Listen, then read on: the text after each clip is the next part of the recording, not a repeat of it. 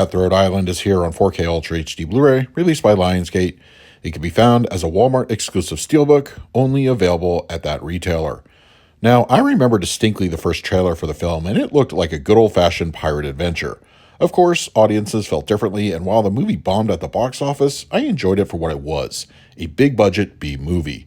This is one of those films I enjoyed the second half more than the first. In some ways, tonally, they feel different from one another. Flaws and all, Cutthroat Island holds up even today, and at the very least, it's worth a rent. Cutthroat Island on 4K Ultra HD Blu-ray has an aspect ratio of 235:1 with native 4K resolution and supports both HDR10 and Dolby Vision. For purposes of this review, I will be discussing the Dolby Vision encode. Before the film begins, a brief information card is seen which states that the 4K restoration was produced in 2023 by Studio Canal. The 4K 16-bit scan was done using the 35mm original camera negative. The picture and sound resaturated, and the color grading was supervised by Reginald Galline. The transfer was supervised by Delphine Roussel, Sophie Boyer, and Jean-Pierre Boyette.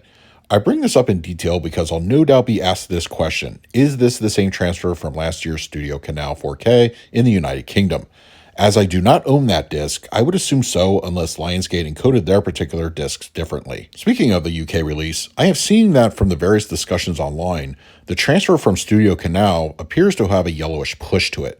Right away, that's immediately apparent on the Lionsgate transfer as well. Now, while I can say for 100% certainty that I did see this film in the theaters back in 1995, I'm nowhere near that certain as to how the film looked in its initial run. One only has to go back to the 2009 Blu-ray to see how, although obviously managed grain-wise, more natural looking the palette appeared. In this 4K transfer, which once again looks like it was newly graded according to the info card, it admittedly was a bit jarring, so I can imagine this will cause an opinion or two for those that pick up the disc.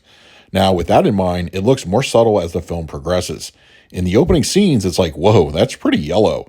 It never fully really goes away, unless it's a night scene or something, but it's certainly a choice the restoration team made for whatever reason. While thankfully Cutthroat Island doesn't go full sunglass mode like a certain other unnamed pirate film on 4K does, the graded yellow tint does raise an eyebrow and in a way takes away from the lushness of the palette.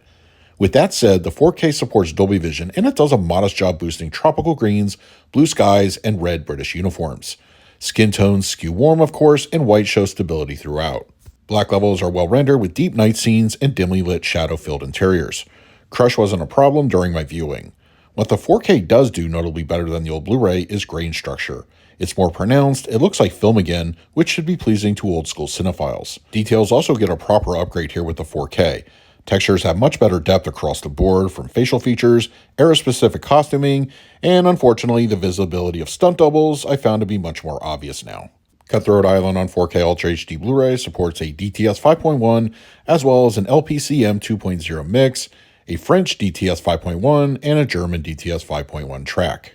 While I was watching the film on disc, I was about to put over that despite the lack of an audio upgrade in the form of Dolby Atmos, which I found to be very solid in its overall delivery, we're technically getting a downgrade from the previous Blu-ray's DTS 7.1 track. These decisions are obviously above my pay grade, so I won't surmise too deep as to why this was.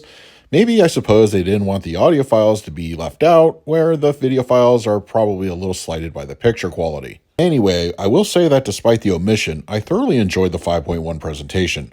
All the trademarks of a good pirate adventure and sound design are well represented here. Surround activity is plentiful and very engaging. The variety of action moments are filled with debris, pirate screams, atmospheric ocean waves, rain, and much, much more. Dialogue reproduction is clear even during the more chaos-driven moments. The fronts handle their own respective audio cues pretty well. The low end has some robust energy that certainly delivers. Explosions and cannon fire hit and hit hard. There are plenty of both in the film, which should offer a jolt in your seat. There's a very healthy amount of both new and old supplements offered here and well worth your time. The adventure of a lifetime making Cutthroat Island is a 30-plus minute new featurette with the cast and crew. Cast meaning mostly Matthew Modine, but his recollections about his time making the film are very insightful with some interesting bits of info. Charting the course, creating Cutthroat Island is another short with the screenwriters, their influences, and how they went about crafting the script. I really dug how these featurettes weren't a typical sugarcoat everything recollection of the movie, which to be fair was a failure in its initial run. These are some fascinating semi-deep dives into the movie, both good and bad. There's quite a few other bonus content available from previous releases here, which are worth investing your time into as well. For the picture quality, I'm going to give Cutthroat Island on 4K Ultra HD Blu-ray a B-. This is a transfer that will no doubt be controversial, which I feel has some really good aspects and some not as much. I felt grain and detail enhancement was spot on, but the yellow push felt out of place and took away from the more natural looking palette found on the Blu-ray. As it is, proceed with caution when considering an upgrade to the 4K disc. For the audio mix, I scored this one a B. The DTS 5.1 is very solid in its own right, so not sure why a downgraded audio was given to this 4K. These are the decisions that will no doubt aggravate some, and they'd be right to feel this way. As for the extras, I scored them an A. As far as supplements go, this has a lot going for it. The good and the bad of this film's history is right there for us to look into, and the featurettes are generally well done. If you're an extras fan, you'll enjoy what's here. So that is my review of Cutthroat Island on 4K Ultra HD Blu-ray. If you're interested in picking up a copy for yourself, I will leave a direct Walmart link in the comments section. But if you have the disc already, let me know your thoughts down below. In the meantime, please like, subscribe, hit that bell notification. So until next time, this is Adam with Movie Guy 365. I will see you at the movies.